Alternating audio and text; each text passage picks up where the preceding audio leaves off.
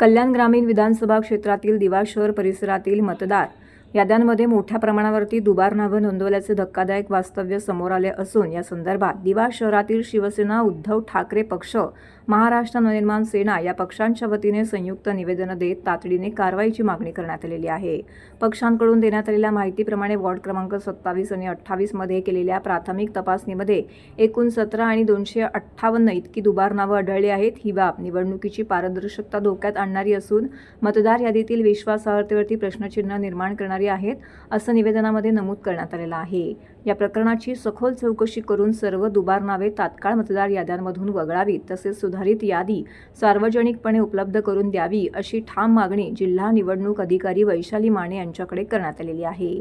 तसेच भविष्यात होणाऱ्या पुनरावलोकन प्रक्रियेमध्ये अशा प्रकारच्या नोंदी पुन्हा होऊ नयेत यासाठी स्थानिक अधिकाऱ्यांना स्पष्ट व काटेकोर मार्गदर्शक सूचना देण्यात याव्यात अशी ही मागणी पक्षाकडून करण्यात आलेली आहे। दिवा शहरातील मतदार याद्यांवरून उद्भवलेल्या या गंभीर प्रकरणावर शासनाने तातडीने निर्णय घेऊन कायदेशीर कारवाई करावी अशी अपेक्षाही संयुक्त निवेदनातून व्यक्त करण्यात आलेली आहे। शिवसेना उद्धव बाळासाहेब ठाकरे पक्षाचे कल्याण ग्रामीण विधानसभा प्रमुख ॲडव्होकेट रोहिदास मुंडे, विधानसभा संघटिका योगिता नाईक, मनसे दिवा शहराध्यक्ष तुषार पाटील, शिवसेना उद्धव बाळासाहेब ठाकरे पक्षाचे शहर प्रमुख सचिन पाटील, मारुती पडळकर, नागेश पवार इत्यादी उपस्थित होते।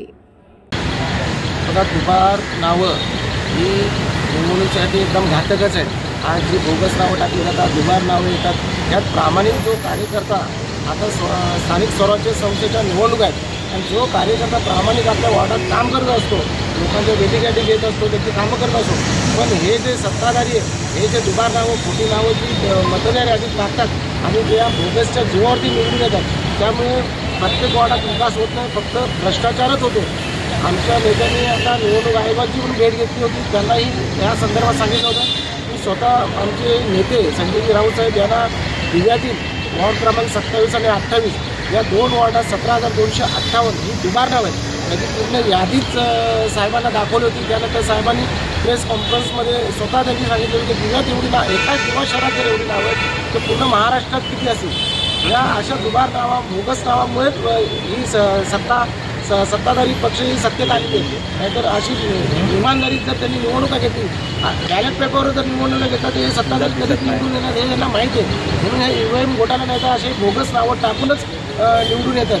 त्यामुळे आज आम्ही दिवा विभागातून आमचे मनसेचे शहर अध्यक्ष तुषार पाटील आहेत, आमचे शहर प्रमुख सचिन पाटील आहेत, आमची योगिता नाईक आहेत, आमचे मारुती पडळकर आहेत, आम्ही शिष्टमंडळ घेऊन आज निवडणूक अधिकारी वैशाली माने या मॅडम यांची भेट घेतलेली आहे आणि त्यांना हे निवेदन दिलेलं आहे आणि 17,258 नावांची पूर्ण यादीच त्यांना सपोर्ट केलेली आहे आणि त्यांनी आश्वासन दिलं आहे की याची आम्ही सखोल चौकशी करू आणि ही जी दुबार नावं आहेत ही आम्ही उडवून देऊ। आणि नक्कीच जर ही नावं आम्ही काढली नाही तर आम्ही न्यायालयात आम्ही दाद मागणार, कारण शेवटी एक न्यायालयात असं आहे की तिथे आम्हाला आशा आहे की कुठेतरी आम्हाला न्यायाचं किरणच तिथे भेटेल। नाहीतर आम्ही इकडे किती आंदोलनं केली किंवा किती मागण्या केल्या तरी सत्ताधारी या केराच्या टोप्यात दाखवतात। त्याच्यामुळे जर नाही काही झालं तर आम्ही शेवटी न्यायालयात दाद मागणार।